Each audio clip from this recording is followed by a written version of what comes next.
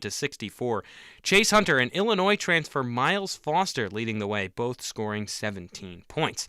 Pitt got the better of Radford 96 to 56. Guard Ishmael Leggett recorded a double-double in the process. Miami rolled over Fairleigh Dickinson 113 to 72. What an offensive explosion.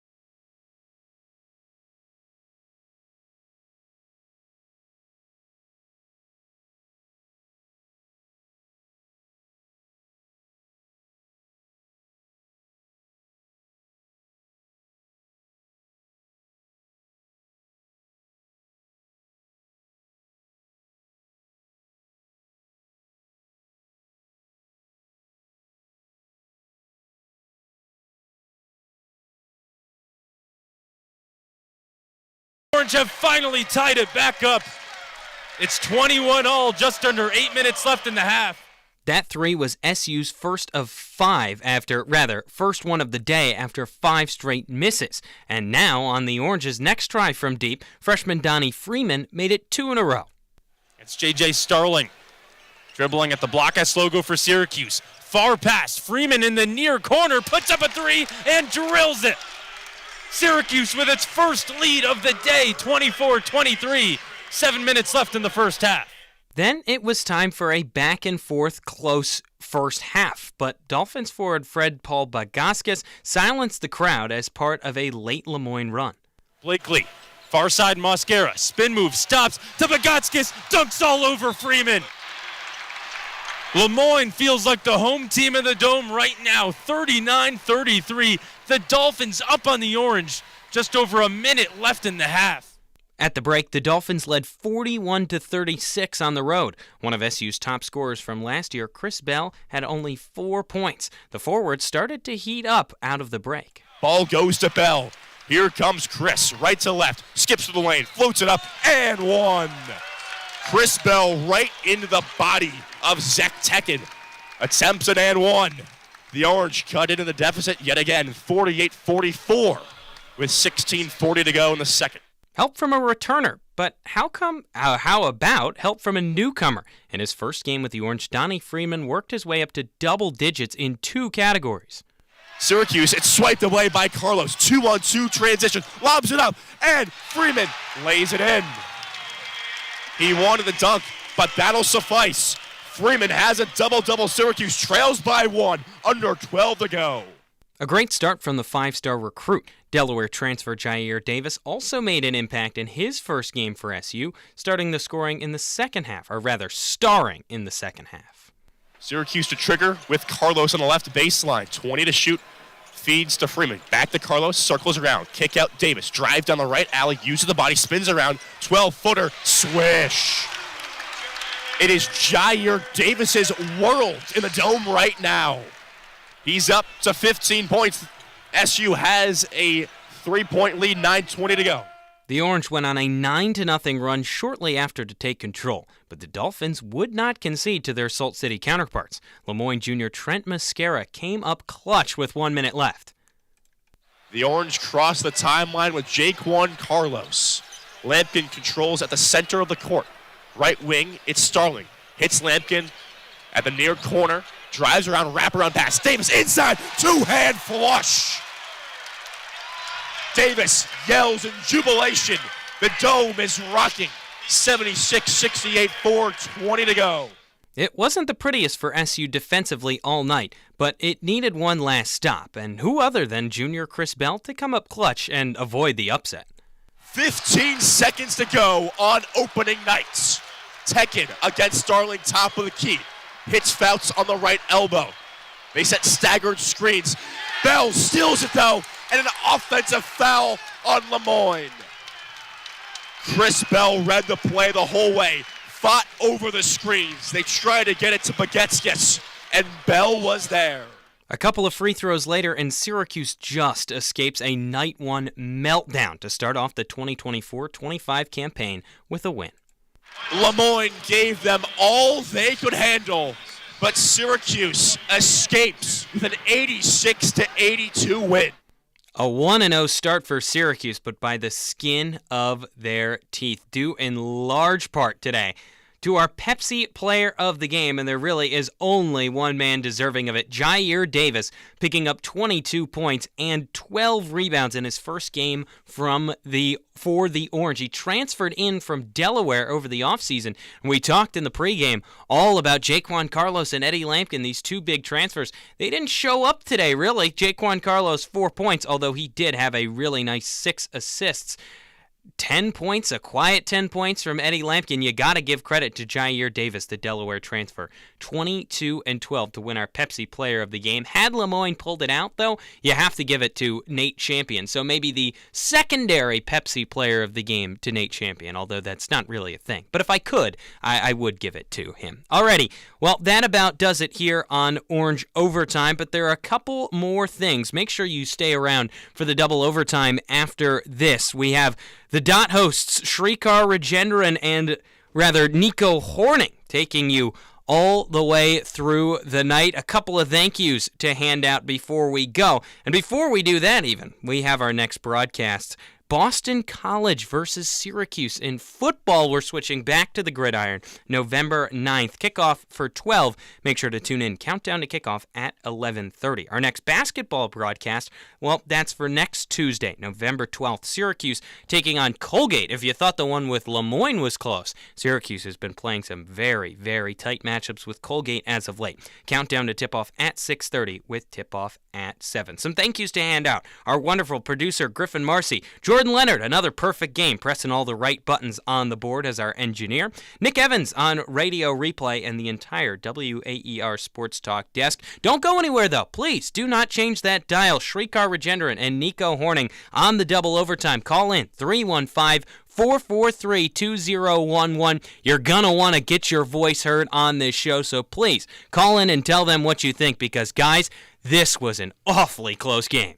Oh, Hudson, be still my beating heart. I mean, that was a nerve-wracking way to open up the season for Syracuse, but an 86-82 win over Moyne. You end up getting it done. Nico, a lot of questions have been, brought to light. A ton, and this was not the outcome anyone was expecting here in Syracuse. Sloppy first half, very disappointing from the free throw line, from the three-point range. It just went on and on. Syracuse could never get over the hump. Second half, a little bit better, but you're beating Moyne by just a few points at the end of the day. Not the outcome that anyone was expecting today. Yeah, overall, just not the performance that we expected from this Syracuse squad, but we're going to break down the game in full. We'll also be talking about the newcomers on this squad. Jair Davis with, a great performance in game one. And then also Donnie Freeman puts up a great performance. So we'll be talking about those newcomers. And then also we'll have our reporter, Jish Sokolsky, who saw all the action from the Dome. He'll hop into the studio with us, and we'll chop it up. All about this game between Syracuse and Moyne. Basketball is back, and we are here to break it all down. It's the double overtime, and it starts right now. The game may be over, but our coverage on WAER is not. Here on the double overtime, we'll be breaking down all the highs. Copeland, left wing three! It's good! Quadir Copeland wins the game for Syracuse!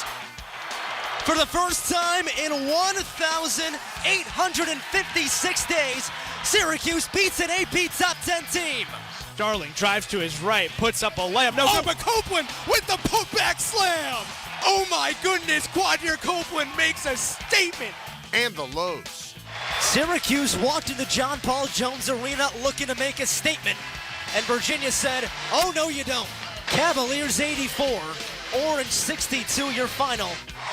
Well, Syracuse heads into North Carolina and faces its worst loss in its history in the Atlantic Coast Conference. Heartbreaking. The Orange bow out in the second round of the ACC tournament for the second year in a row. Delivering our hottest takes along the way. The expectations should be higher after a few years when Adrian Autry sets that bar, but the bar is still low. 5-star, Donnie Freeman. Yep. I mean, this guy has the tools.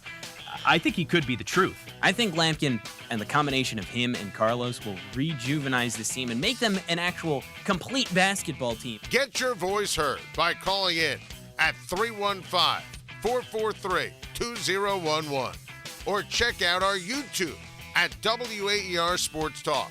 It's the double overtime, and it starts right now.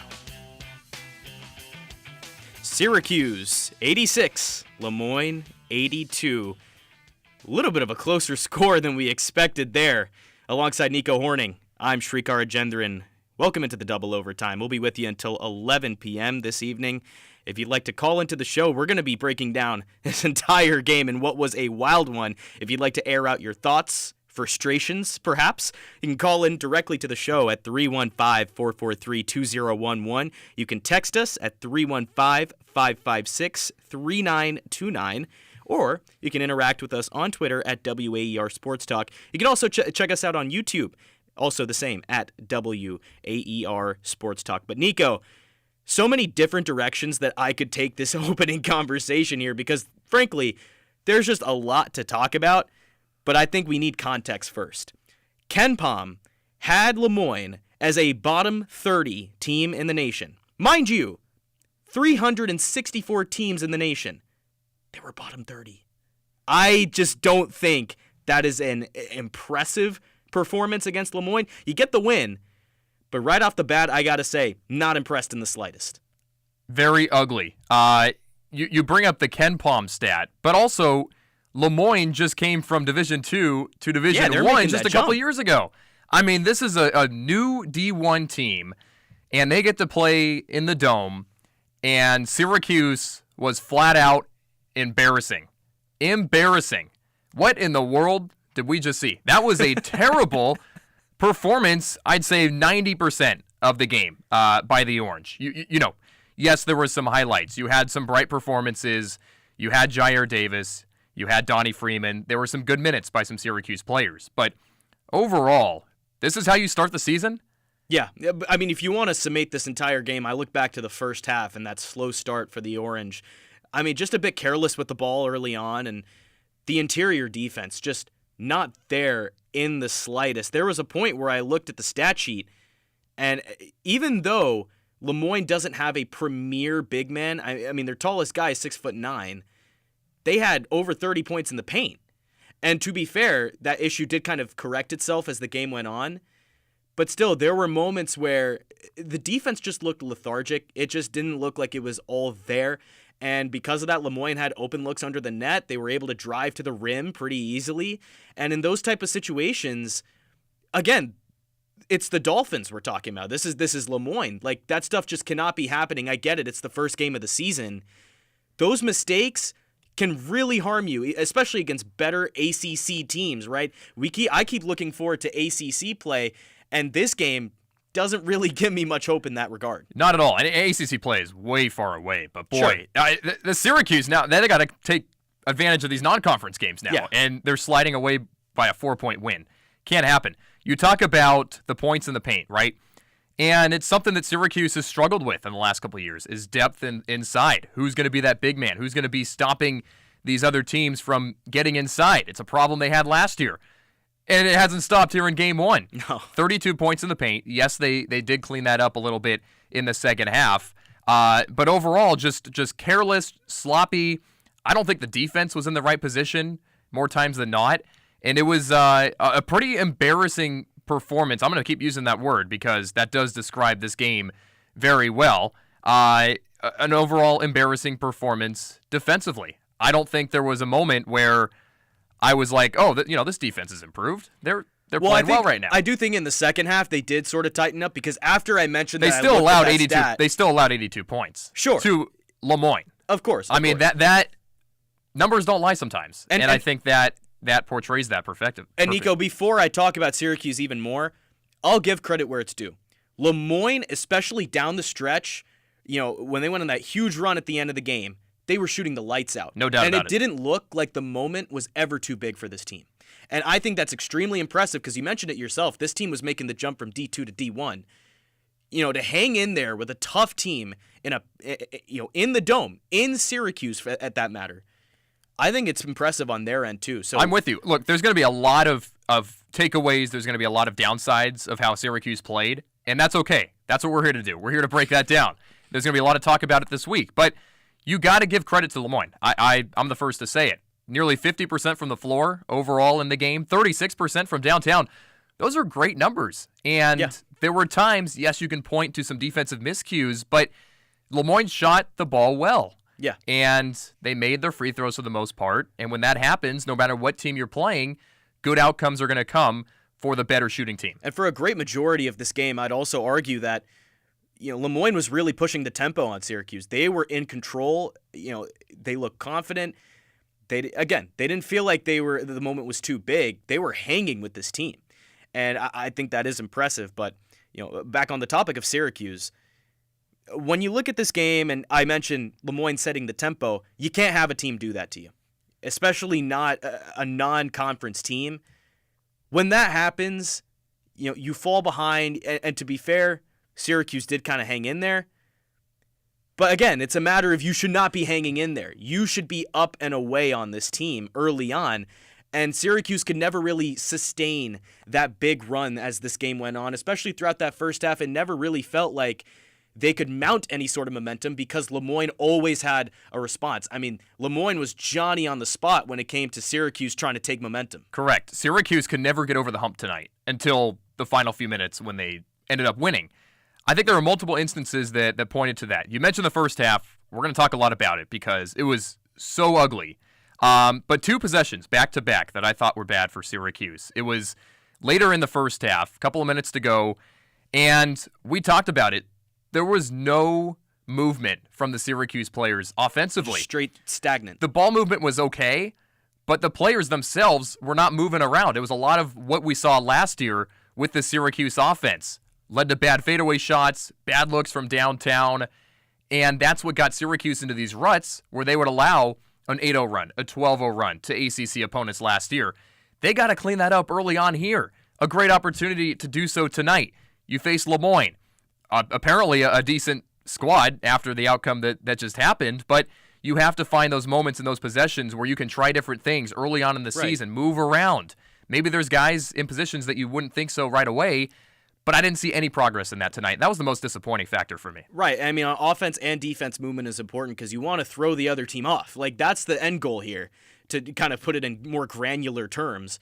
You need to keep moving so that you could throw the defense off guard. You can find better looks on offense. Maybe you can you throw off an offense when you're on defense.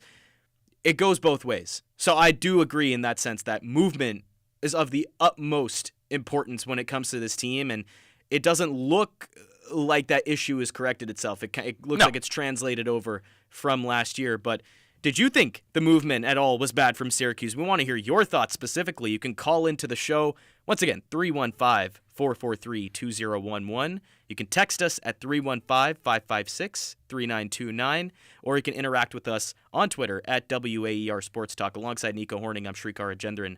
Syracuse with an 86-82 win over Moyne, breaking down the game.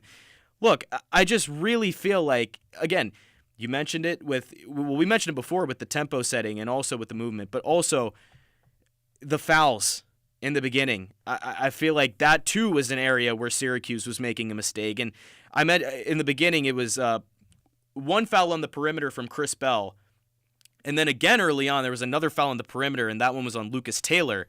I feel like that was more egregious than the Bell foul in the beginning because I think the main thing is you got to keep your hands up, but you don't want to keep moving towards the shooter. Like, it's tougher for me to do it than just say it, right? But it's a fixable issue. But, fouls early on, you give up 6 points off that. It's 2 3-point fouls. That can't be happening. It's unacceptable. No. Absolutely unacceptable. And that set the tone a little bit for Moyne. Those back-to-back, not literally back-to-back, but near back-to-back possessions happen early. Possessions where a Syracuse player had fouled a 3-point shot. You mentioned a second ago that, maybe one of them wasn't exactly a foul. It doesn't matter. You can't be that close to put it in the officials' hands where you're going to allow the other team to go to the free throw line, get 6 easy points, see the ball go in the basket, which is something Syracuse did not do tonight, and then then you're down 6 and you're trying to fight back and fight back and fight back. Those 2 foul calls from Syracuse from long range, I think set the tone for the rest of the game defensively because that allowed Moyne some confidence, some momentum to take forward, and Syracuse couldn't do anything with it.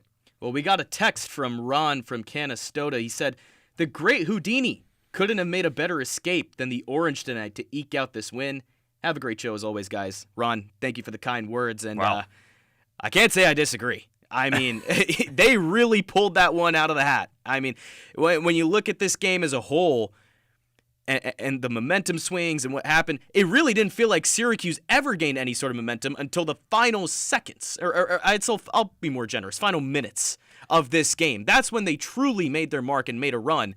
So yeah, when you talk about an escape, certainly one of the grandest proportions. And one of those, guys for Syracuse that did get the Orange back in it was Jair Davis. We'll get into him in a few minutes, but if we're going to talk about the end of the game for a little bit, let's do it.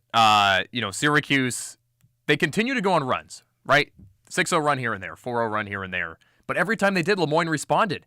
That was the biggest aspect of this game. And I think a lot of that has to do with the Dolphins just making shots. And Nico, it was how quick they did it, too. Yes. They were playing really fast. They were setting the tone. I thought they were in charge of the game. You'd think that would be Syracuse by now, but it was Moyne who had command of the ballgame tonight. And that cannot happen if you're Syracuse. It's got to be the other way around. There's no excuses. Well, to me, it looked like Syracuse was slowly starting to gain some traction, ever so slightly, But I think it also kind of, because what Moyne was able to do was just suck the life out of the building on one possession. Syracuse was gaining traction a little bit more slowly. But we got a caller here, Jay from Baldwinsville. Want to talk about the game overall? I know you have some frustrations. What you got for us, Jay? Yeah, guys, we talk about, what does this mean for SU in this game and everything else like that, and what you saw in the game. For me, I saw a team that, played like a team that's slated to finish 11th in the ACC this year. Mm-hmm. Really not very surprising on what I saw. I mean, a couple examples of the game that I saw, early on, with Moyne up by 5 or 6, one of our senior guys or team leaders, Chris Bell, comes down and, drives in on a 6'3" point guard, the kid from Turkey there for Moyne, and then, he scores the bucket, and then he gives the, you're too small gesture, only to later on in the game have that same kid come by and blow by him for a layup. I see Bell, make a silly foul when, again, that kid from Germany for Moyne there, number 12, Fred there, he takes a running, leaning three-pointer from the corner at a pivotal point of the game, and Bell fouls him. So just a lot of mental mistakes with this group that, that's not surprising to me.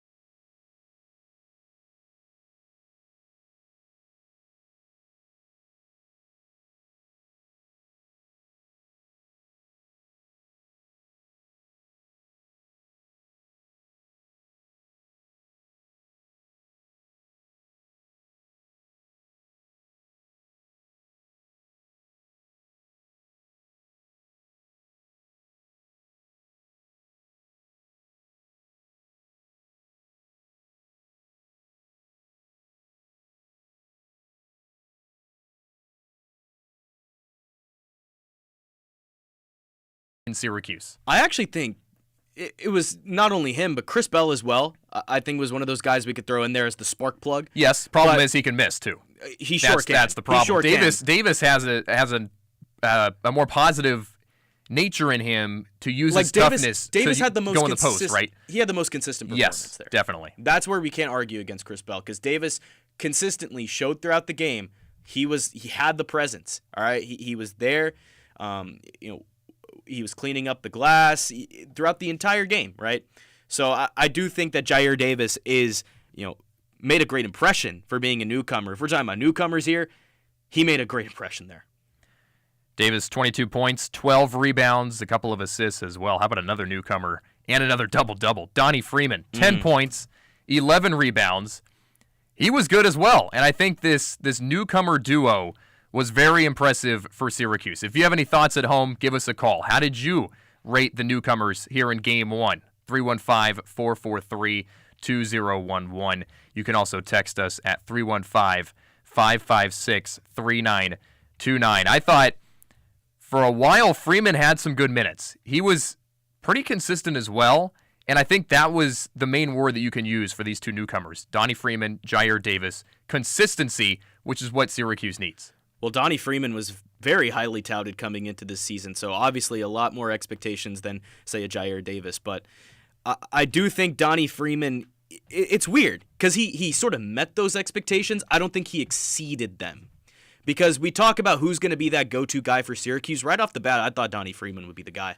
And in the first few minutes of the game, he was a little shaky. He was a little nervous. He was kind of finding his groove, but so was the team. He got his first points early on. Yes, but overall, things weren't moving as freely as maybe some fans thought they would right away. No pun intended there.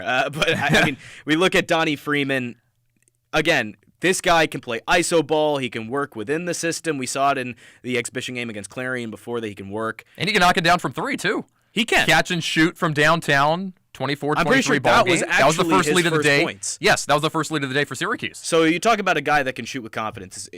He's got it. There's a lot of players like that on Syracuse, but Donnie Freeman especially, with all the expectations that were on him. It's good to see that. It's good to see that he's not afraid to shoot his shot, and it'll go in. It'll go in. He can just work in all facets of the game. And while we didn't see that on full display today, I think it was a positive sign of things to come. I think this guy can truly be, someone that could be that X factor down the stretch, especially as you go into ACC play. We're here to see how Donnie Freeman, develops over the course of the season as well. Obviously, he has the tools, he has the skill set already, but we want to see that all coalesce. We want to see that come into fruition here.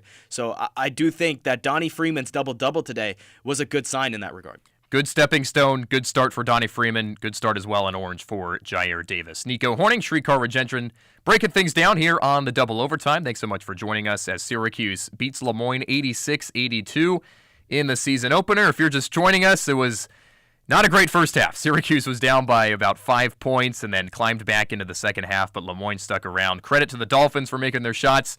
Syracuse did pull it out, though, at the end of the day. A couple of other newcomers, Shrikar. Carlos and Peter Majstorovic. Both of them, you look at some added size at this team. Carlos, not so much. He's a guard. I wasn't the most impressed about him. No, me neither. But Majstorovic and Eddie Lampkin, this is where I kind of want to go with this. The bigger guys on the team, the depth. We heard Jay calling a little bit earlier.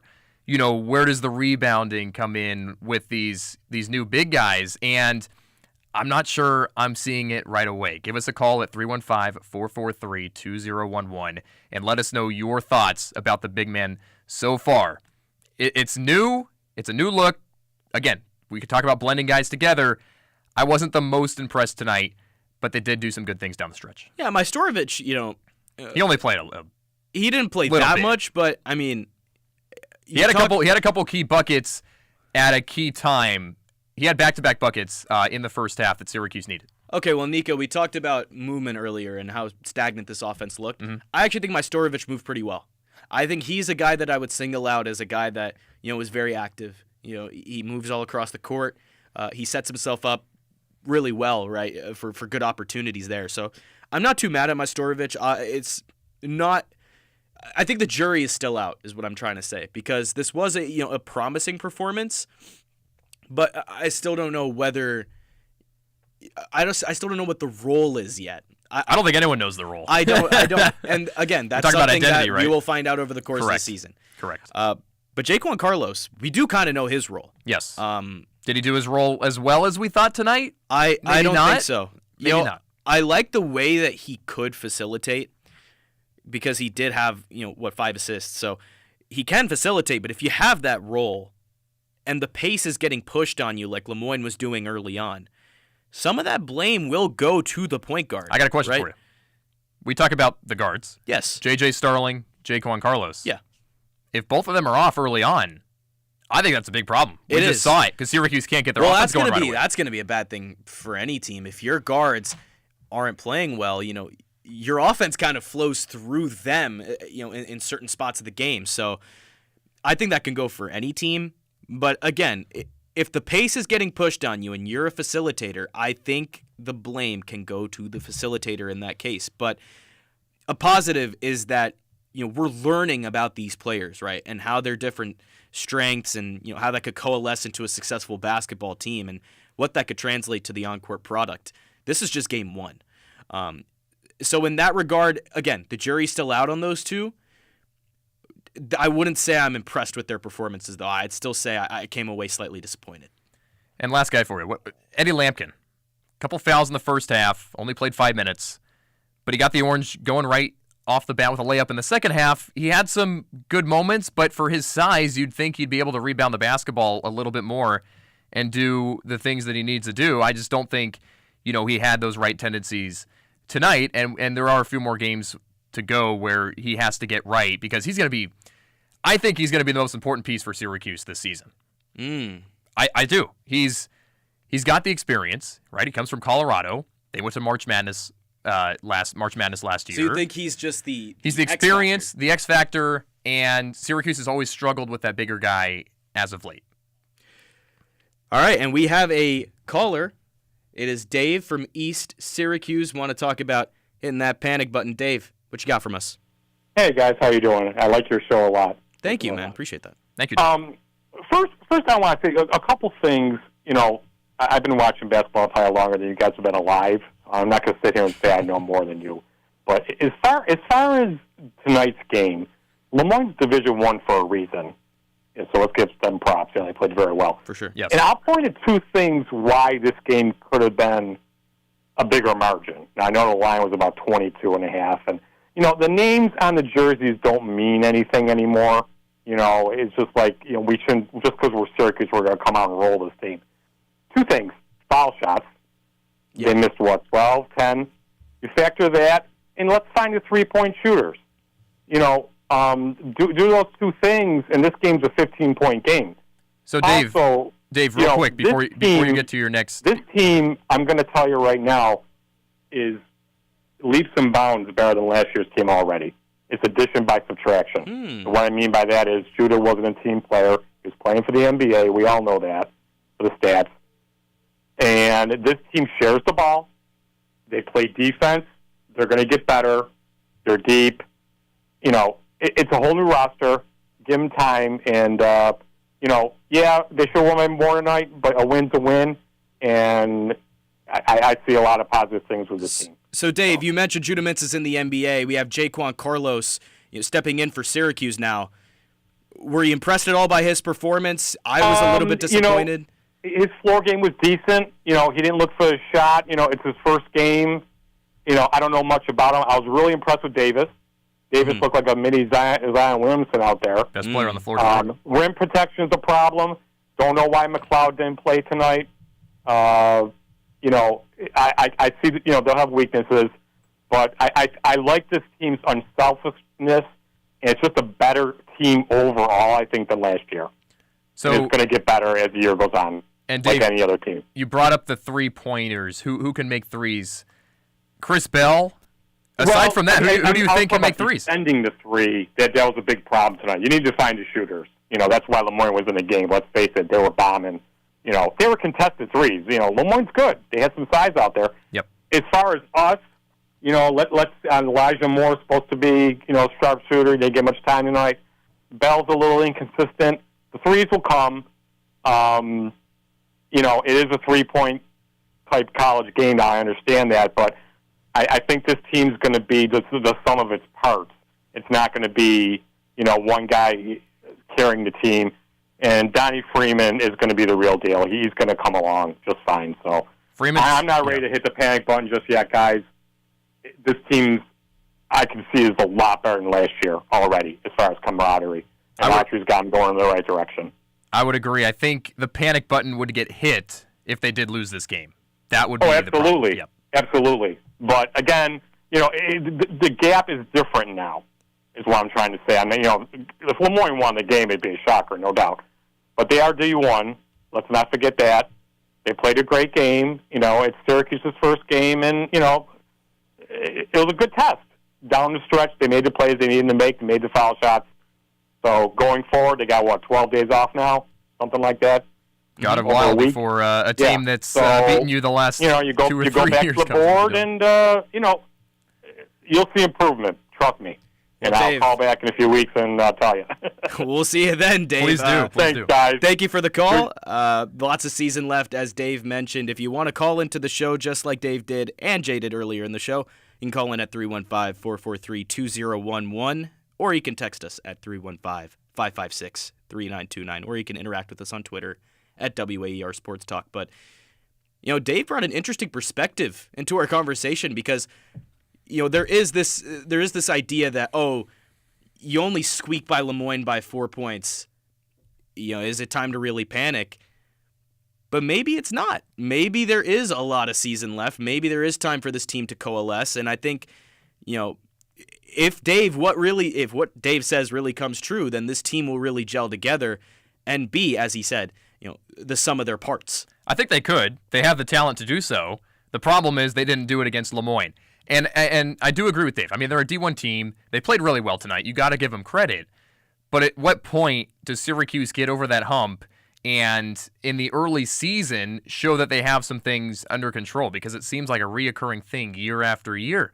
The Colgate team has given Syracuse some trouble as of late, and they have a chance to do so next week. But we have plenty more to talk about here on the Double Overtime. Our talk reporter from the Dome, Jish Sokolsky, he'll be joining us here in just a few minutes. We'd love to hear what he had to say from Coach Autry's press conference and the environment in the Dome tonight. A close one as Syracuse beats Lemoyne 86-82. Stick with us. We'll be right back here on WAER.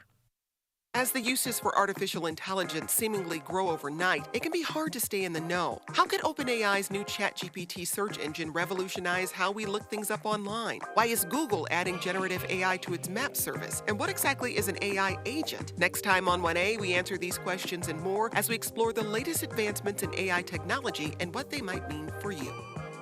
Weekdays from 10 to noon on 88.3 WAER.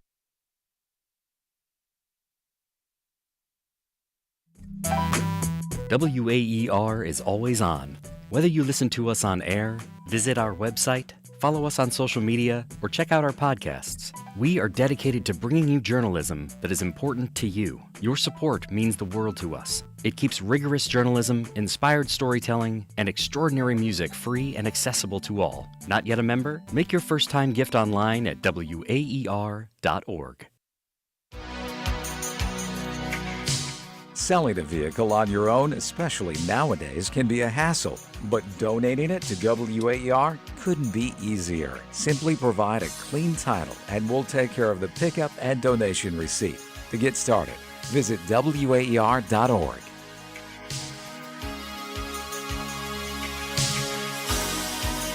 Who's gonna drive you home tonight? We know you've got a lot to do in a day, and sometimes it may not be easy to tune in at exactly the right time to catch WAER News. But WAER News is always available, wherever and whenever you are, without a paywall. Visit our website to use our live stream or catch up on local and national news, as well as podcasts on our website at WAER.org.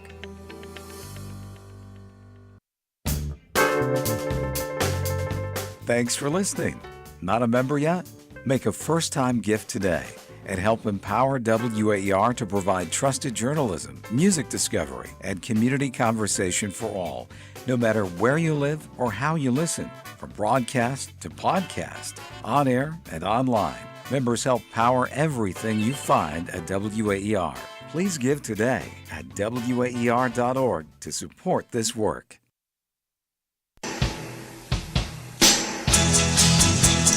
Back to Carlos, directing traffic with his right hand at the left corner. Swings to Starling, right wing, drives inside to Bell, right corner. Finds Freeman inside, turns to face the basket, lowers the shoulder into Fouts, puts up the layup, and puts it in the bottom of the basket.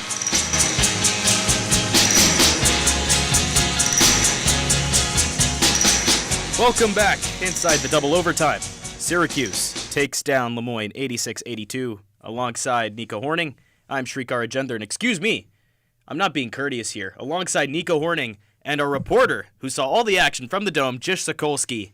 I'm Shrikar Agender. There we go. Thank you. I was getting a little nervous for a second there, Shrikar. I would never leave you out. Oh, I appreciate that. I'm a genuine nice guy, all right? I mean, he's hard to leave out tonight. He's got a turquoise shirt on. Beautiful suit. Yeah. You know, first night of the season, got to show out. That's you right. know? Well, if you have any questions, if you have any questions for Jish Sokolsky while he's with us, you can go ahead and call into the show at 315-443-2011. You can text us at 315-556-3929, or you can interact with us on Twitter at WAER Sports Talk. Jish, that was a whirlwind of a game, and I would say I don't know where to start, but I kind of do know where to start, and it's the first half. Very slow start. What did you perceive on the court as that whole, smorgasbord of action was going on? You know, there are moments early in the game when you're thinking, okay, it's still early. They still have time to turn this around. When will Syracuse wake up and realize they're playing an NEC team? When will they wake up and realize they're playing a team that was D2 not 2 years ago? That never happened in the first half. Syracuse, as Red Autry said in the post-game press conference, were just playing too tight in that first half.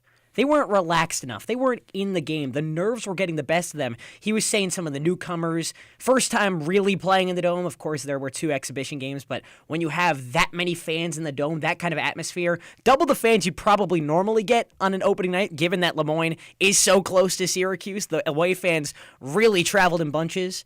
They made sure Syracuse didn't really get into it. They were playing tight the whole half and really thinking about it too much.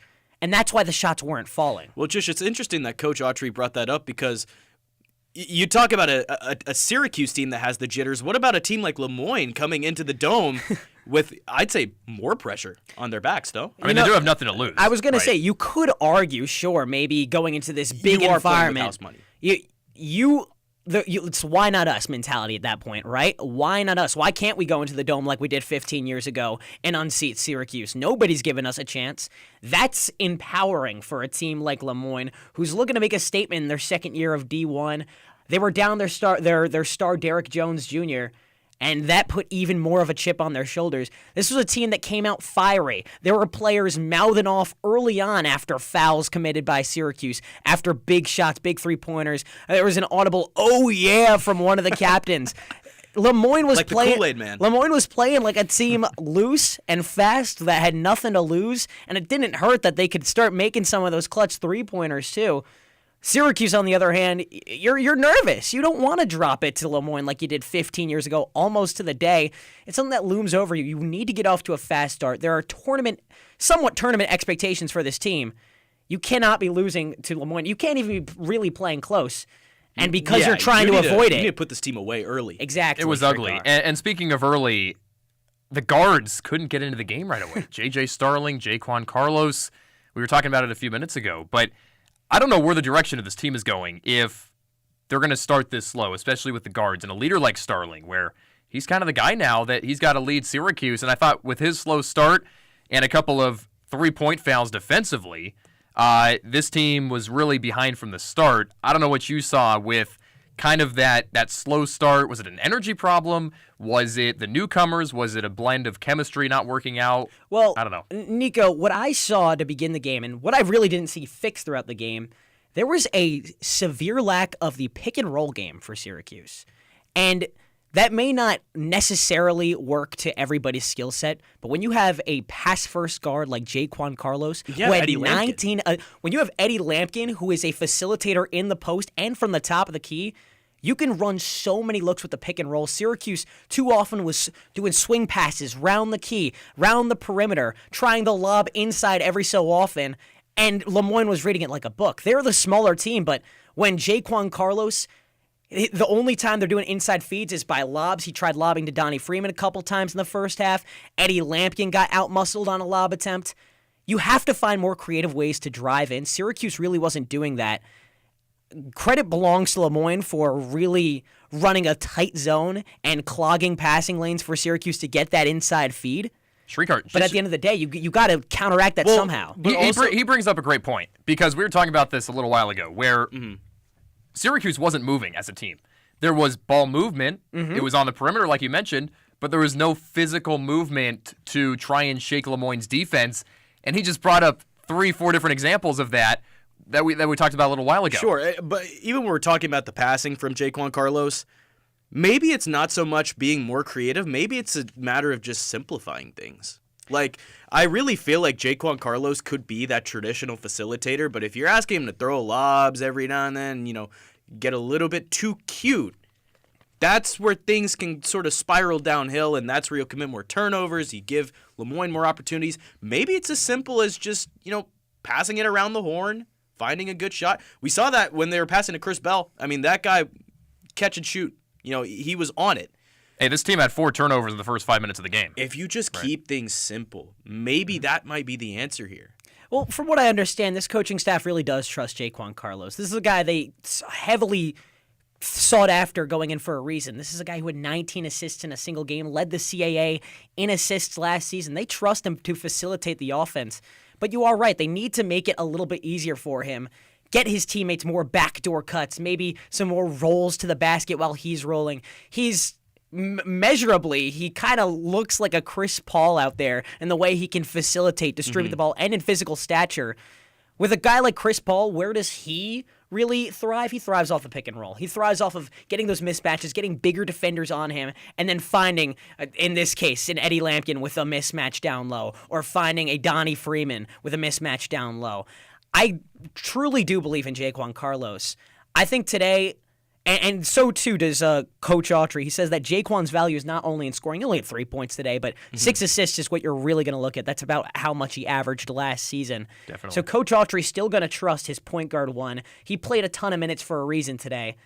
I do think that the sets and the movement, the off-ball movement for Syracuse and the on-ball movement, the pick and roll, could be a lot better, and Syracuse wouldn't have to sweat games out against Lemoyne in the future. It's got to improve. Yeah. Shrikar Ajendran, Nico Horning, Jish Sokolsky, breaking down an 86-82 win for Syracuse over Lemoyne.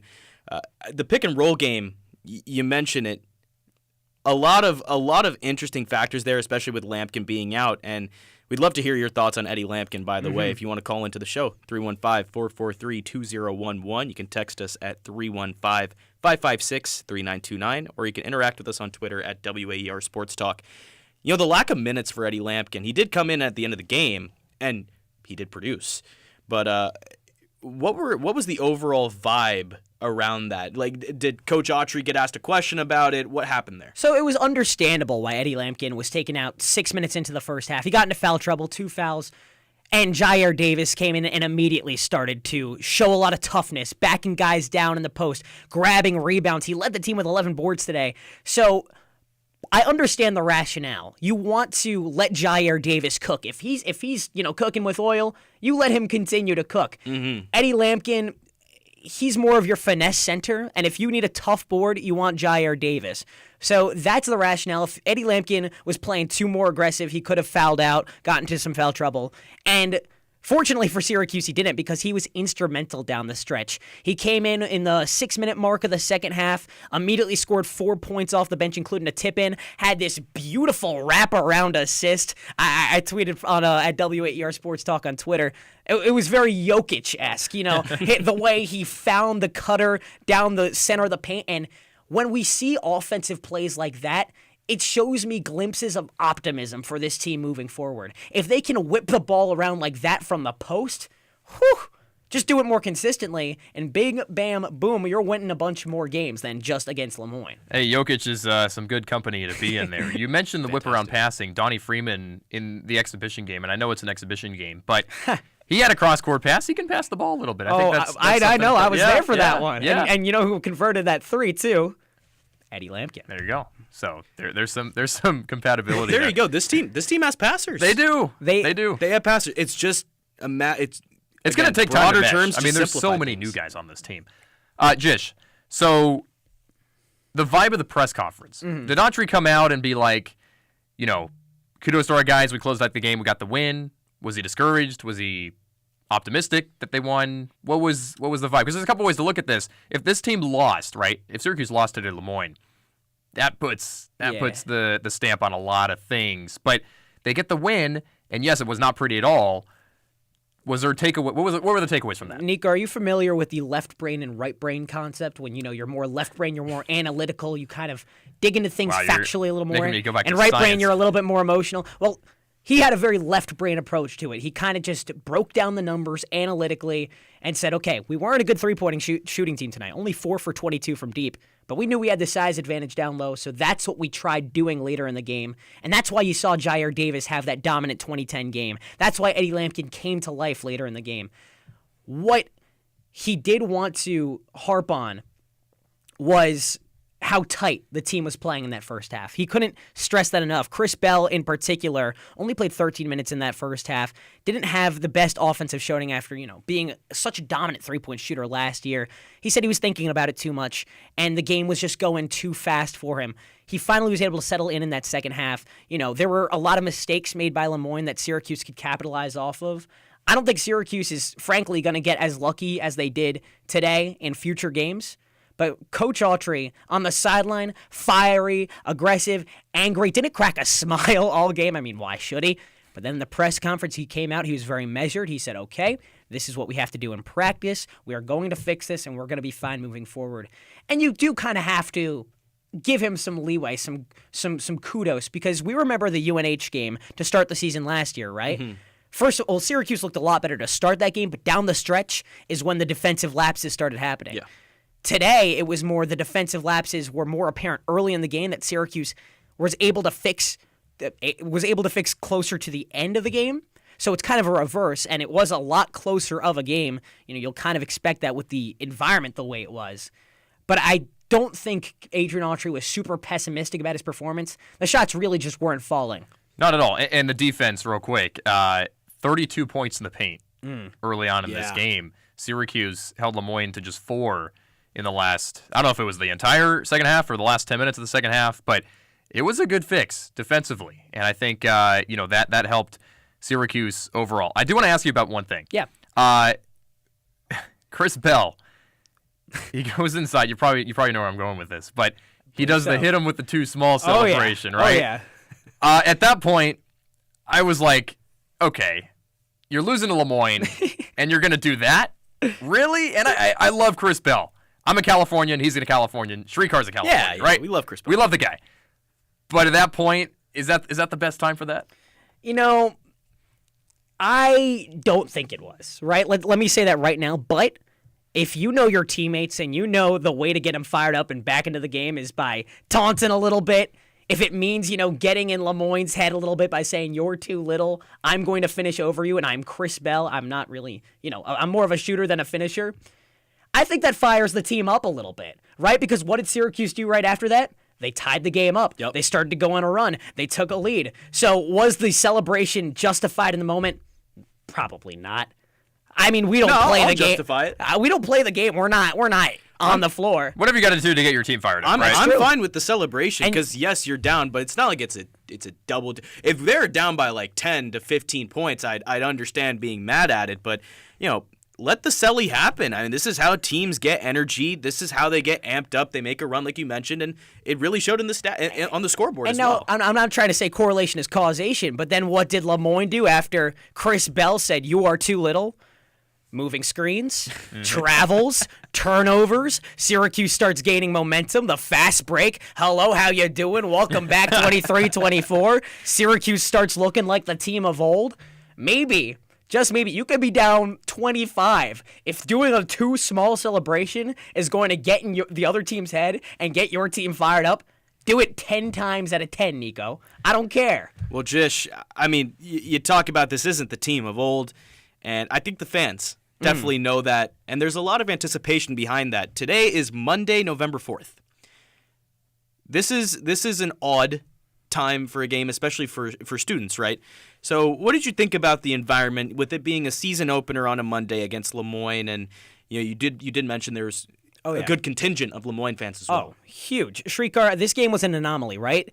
This is the only time that Syracuse is going to play another team from Syracuse. What was the ratio? The ratio? Do you have an estimated ratio? I would say about 85 to 15, but that was a loud 15. Okay. Yeah, okay. That was a loud 15. Because at the end of the game, when There was that clutch three to tie it. Oh, boy. Huge crowd pop. Oh, my goodness. You would never think you're playing in the JMA Wireless Dome and something bad just happened to Syracuse. Huge crowd pop. It wasn't anywhere close to the crowd pop that happened at the end when Chris Bell got the game-clinching steal. Everyone jumps to their feet. More of a sigh of relief, in my opinion. But Lemoyne had the energy. That away bench spilled over. There were speckles of green throughout the sea of orange in the crowd. I saw Lemoyne fans nervous, hands on their head. I overheard Lemoyne fans. This is really funny. As I was going into the press conference, I heard Lemoyne fans saying, "Man, we were going to storm the court if we won that game." Wow. And you know what? They probably would have had a pretty good showing. And how embarrassing would that be for Syracuse? Is if after a home loss, away fans stormed the court in the first game. That would have been wild. season. That would have been wild. With all the hype going into the year, we got a 5-star recruit now. We've got all these transfers. This is a new team, and all the hype goes. Yeah, and that would be, that would have gone down as one of the worst losses. Oh, for sure. In Syracuse basketball history. Absolutely, maybe the worst. Possibly the worst. It's a huge walk in your trap, take over your trap moment. You can't come back from that, really. You really can't, especially when you are the JMA Wireless Dome, as some call it, the mecca of college basketball. That is true. You can't come back from that. Some do call it. How does any opponent have any fear coming into your dome if you lose night one to a team from arguably the weakest conference in Division I? Riddle me that. Yeah. Yeah. No, that's more than an uphill battle. I think that's like trying to walk at a 90-degree angle. Like, it's just not going to work out. Hey, last thing for you from me. You talked about the nerves a little bit. Mm-hmm. When you walked out of that dome, was there a sigh of relief, or were you nervous for the rest of the season? Nico, I didn't play the game. I know. But you were there. You were there. closer to the action than we were. There were moments when I didn't think Syracuse would pull it out, if that's what you're asking. But at the end of the day, they did. I want the end of the day answer. At the end of the day, they did. And it's a little concerning knowing that this wasn't the first time they were all playing together. There were 2 exhibition games, granted against much inferior opponents. I think people look into those exhibition games a little too much, by the way. I think people might look somewhat. To that point, I think people look into this game a little bit too much. People are going to forget about the Lemoyne game by the time we hit mid-December. Because by that point, the issues will either be solved or exacerbated, and this was far from either the best or the worst we'll see from Syracuse. But Jish, what if they drop a non-conference game?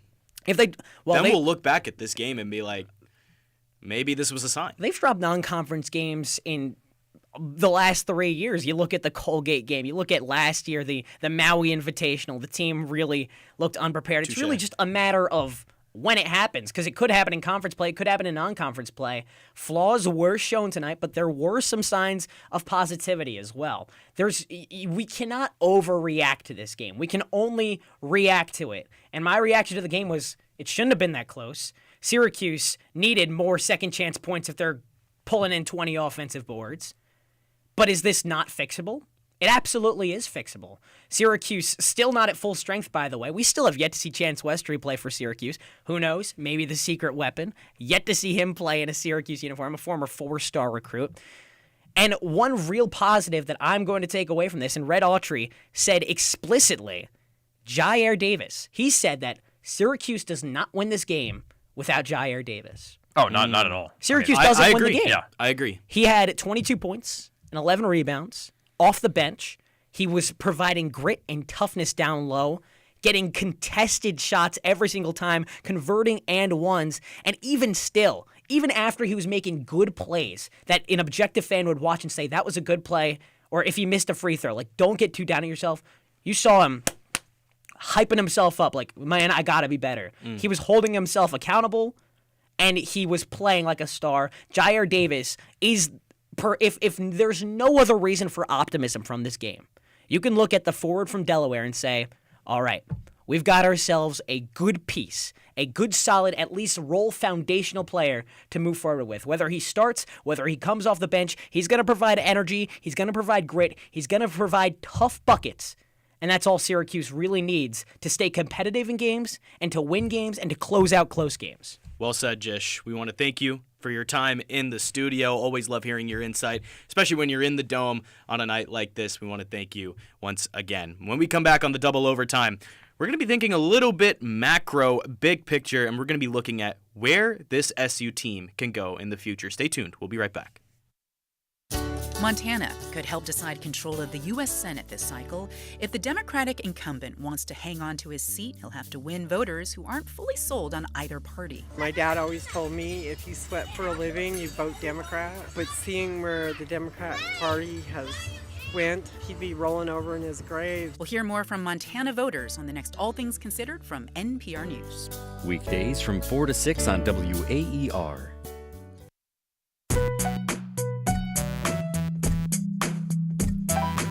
Thanks for listening. Not a member yet? Make a first-time gift today and help empower WAER to provide trusted journalism, music discovery, and community conversation for all. No matter where you live or how you listen, from broadcast to podcast, on air and online, members help power everything you find at WAER. Please give today at waer.org to support this work.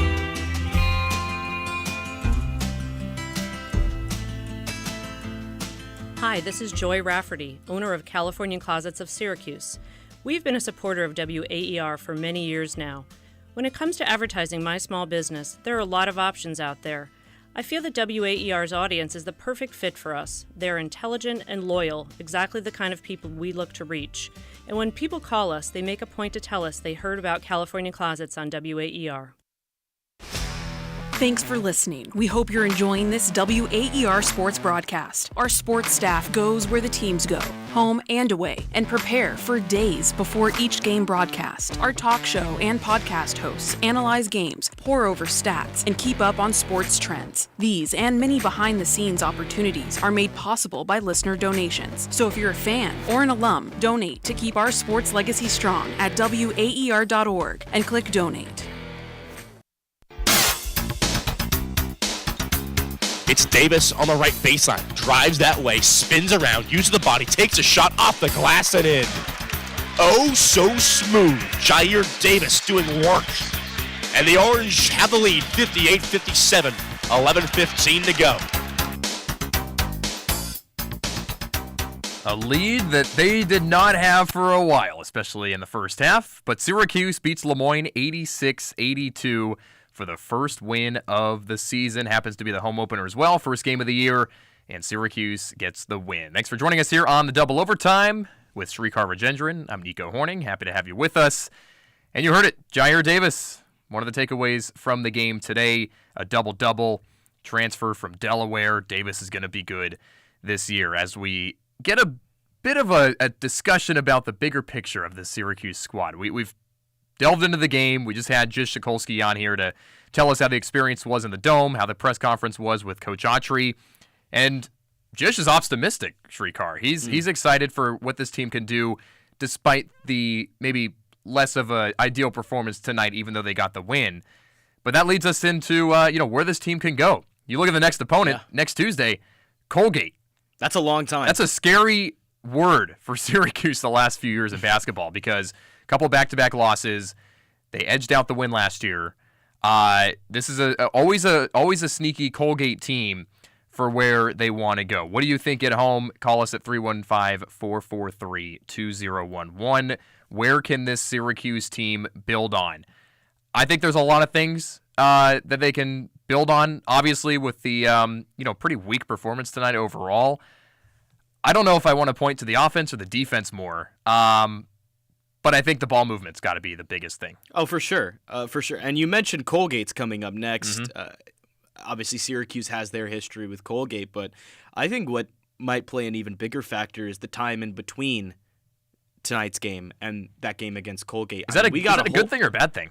See, that's what I'm debating because that is a long time. That's a week off.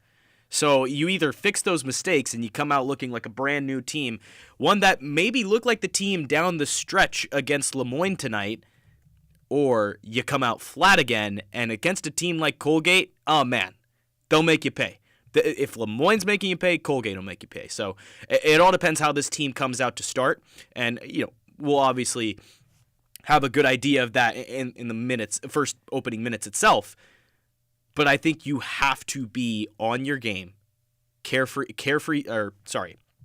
take take care of the ball. That's what I meant to say. I think every team gets your 1 or 2 games that you're going to maybe have a bit of a skid as far as non-conference play goes, right? Even your top-tier ACC teams. But even Syracuse your top can't afford that. That's the thing.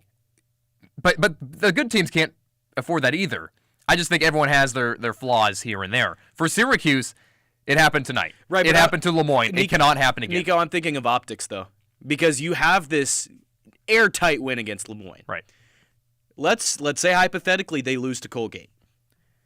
It's the over. optics are not good. It's over. They're not good. So even though good teams do have that skid, at least the optics are a little bit better. But with this Syracuse squad, you maybe wouldn't hit that panic button, but you'd go ever so close to it. You'd practically have your hand hovering over it. And that's where, the problem lies, is that with this much time off, I think there's even more pressure for this team to fix their mistakes. Totally. Colgate, by the way, tomorrow they play the SUNY Canton Kangaroos. By the way, what a mascot name. That is awesome. The Kangaroos. I love that. That's tomorrow. And then they do play a game on Saturday, so they play Drexel. So Colgate does have a couple games before Syracuse has their second game. So that could mean something for how this team goes. Well, it just means Colgate's going to be active. Right. In the time that Syracuse is away, which, again, how does that impact the game at play here? Definitely. How about Coach Autry? I think a lot of people are forgetting he's only in year 2 as a head coach, and Jish had mentioned a few minutes ago how active he was being tonight, even on the sidelines. There wasn't really a smile that broke out until more of a sigh of relief at the post-game presser. Does he have the stature and the experience from last season to really propel this team here in year 2? Please give us your thoughts at home. 315-443-2011, the number to call in as we're wrapping things up here on the double overtime. Nico Horning, Shrikar Rajendran, Syracuse beats Moyne tonight, 86-82. Autry starting year 2, 21 season last year. How much of a difference is year 2 than year 1? I think it comes with, especially looking at the roster that Autry has on paper, it comes with a little more expectations, and that's okay. That's fine. I think any coach going from year 1 to year 2 is going to have a little more expectations, because year 1 you're essentially starting a new era, right? You're kind of, I wouldn't say playing with house money, but you're kind of on that path where, okay, as long as this team is not destructively bad, we'll have lessons throughout the year. There'll be developments, and we'll learn from that. So going into year 2, I think the big thing was, how will this team gel? How will this team come together? And so far, I wouldn't say it's come together, right? I've talked about it before. But the fact that Syracuse did go out and win this game, no matter what happened in this game, they came out with a win. It does kind of speak volumes about Autry and his leadership, right? Because it's hard to get wins like that, especially with even if everything's going against you. Even if You're everything's totally right. going against you, you have all the pressure on you. This is it can be tough. Mm-hmm. It can be tough, and we have to acknowledge that. Right.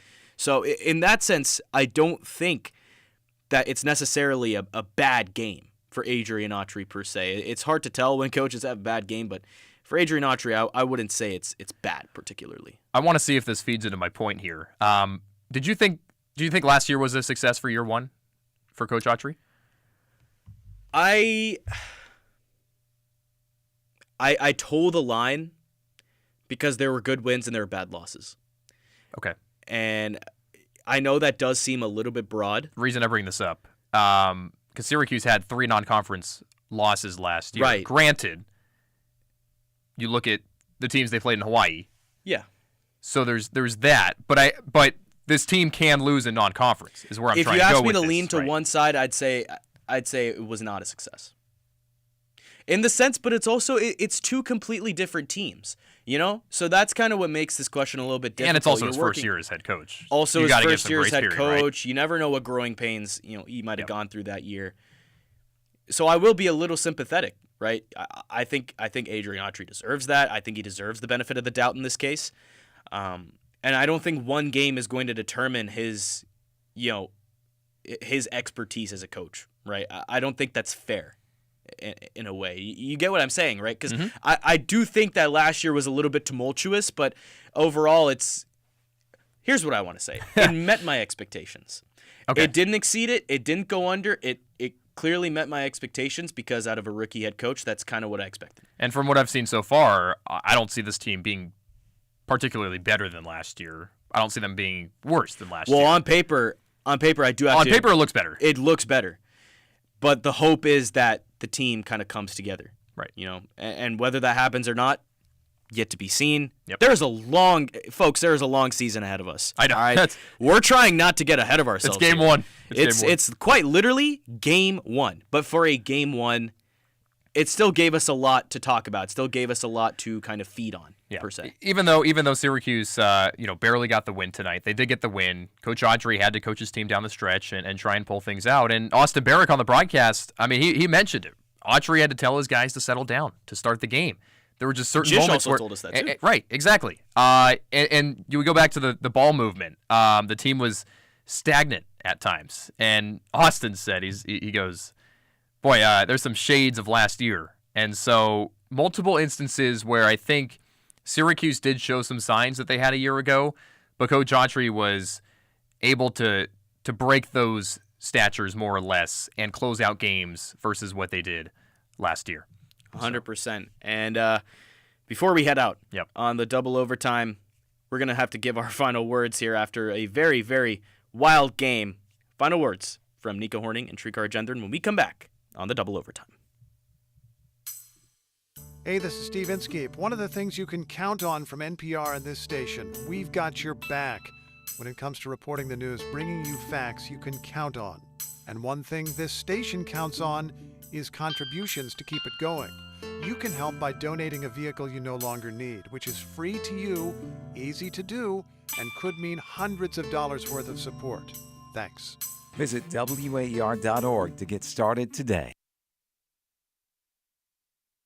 The Ostrom Avenue Podcast, breaking down Syracuse athletics. The students rush the field. The Orange are bowl eligible and 6-0 for just the third time in the last 87 years. And interviewing the industry's experts. We are now joined by a very special guest. It's Emily Leiker of Syracuse.com. Check out video interviews on YouTube at Ostrom Avenue Podcast and weekly episodes on WAER.org or wherever you get your podcasts.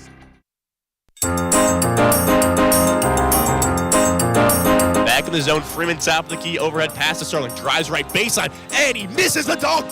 Oh, he was in between a dunk and a layup, and he completely whiffed. That was a true toilet bowl, and it goes out of bounds. Moyne takes over. Boy, Syracuse.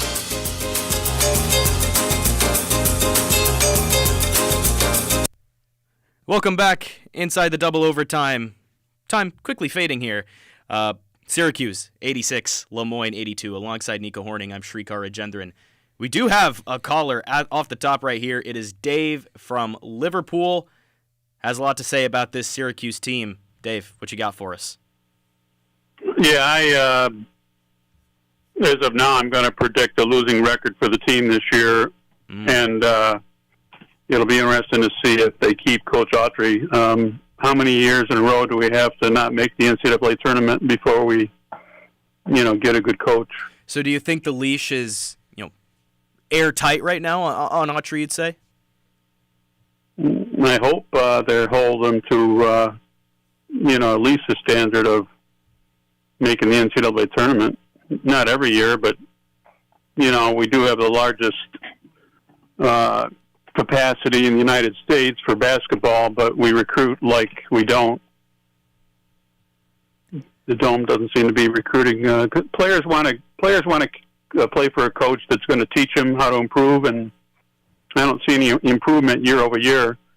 Dave, Coach Autry for the Starling and the other outside shooter. I get it. Coach Autry's in year 2, though. Dave, thank you for the call. Please call us back at a later show.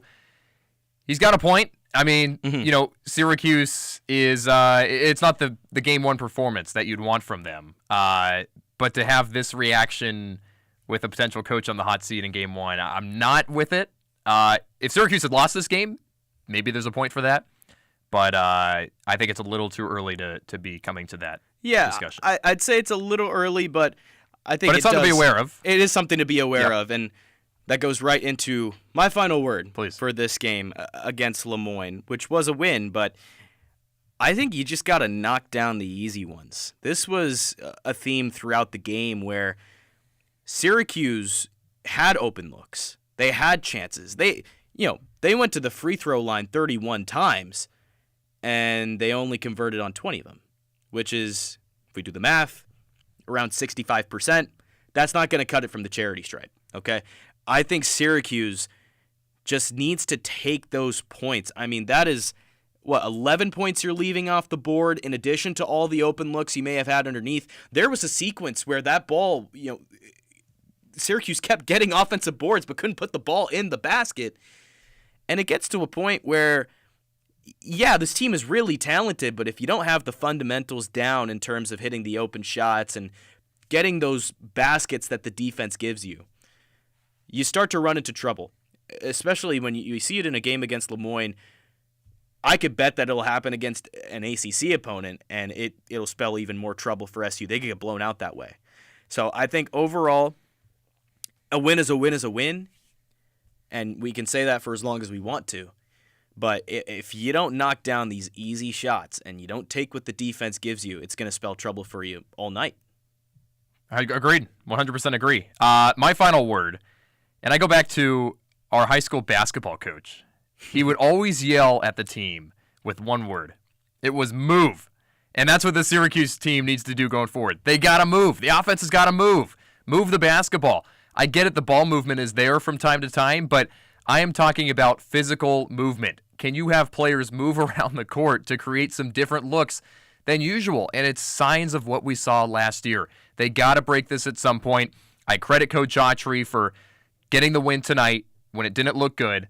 But overall, this is not going to sustain Syracuse going forward. They have to have players move. More cuts, more cross-court feeds. Just move the ball around, move yourself around to create more opportunities. So that's where I'm going with this. Again, Syracuse does beat Moyne tonight on a positive, 86-82. We thank you so much for joining us tonight here on the double overtime, game one of many this season between for Syracuse men's basketball.